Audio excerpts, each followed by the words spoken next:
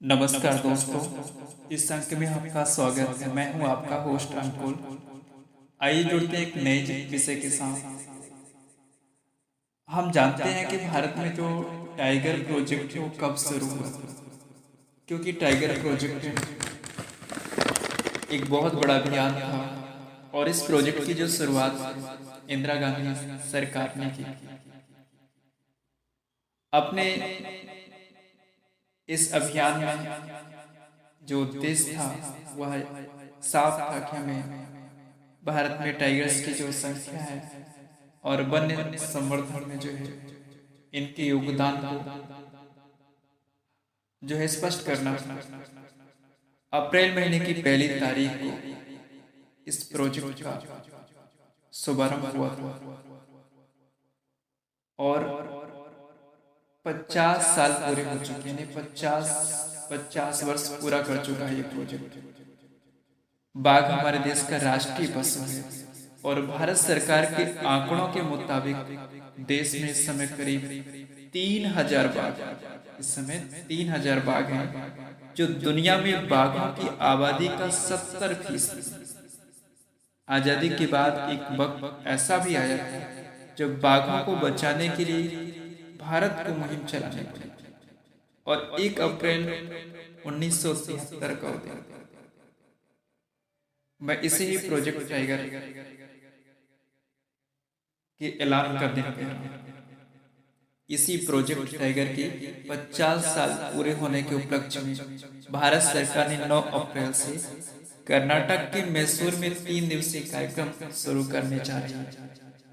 यदि कोई रुचि रखते हैं वन्य जीवों के संरक्षण से संबंधित विषयों पर अपनी बात या संगोष्ठी को सुनना चाहता है तो ज्वाइन कर सकते हैं। 20वीं सदी की शुरुआत में भारतीय बाघों की संख्या 20,000 से 40,000 के बीच और 1972 में पहली बार बाघों की करवाई गई जनगणना में पता चला कि देश में करीब 1800 ही बाघ हैं। देश में बाघों को विलुप्त होने की घटना ने सबको चिंता में डाला, लेकिन इनको बचाने के लिए भारत सरकार ने प्रोजेक्ट टाइगर की शुरुआत की थी और इसकी शुरुआत उत्तराखंड के कार्बेट राष्ट्रीय पार्क से की। इस समय टाइगर बचाने के लिए टाइगर प्रोटेक्शन फोर्स का भी गठन किया।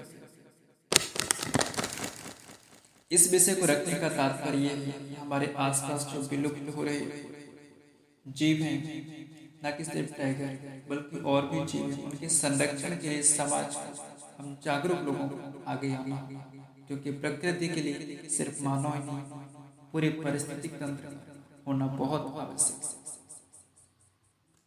क्योंकि आप सबको पता है कि 71 साल पहले विलुप्त हो चुका था जिसको हमें भारत में पुनः से लाने के लिए कितने बड़े अभियान की आवश्यकता हुई और इसके साथ साथ हमें फाइनेंशियल में कितना पे करना पड़ा। तो हमें जीवों के संरक्षण के लिए वो स्थिति दोबारा न आए किसी और जीव की, किसी और प्रजाति के साथ, क्योंकि भारत सबके लिए है।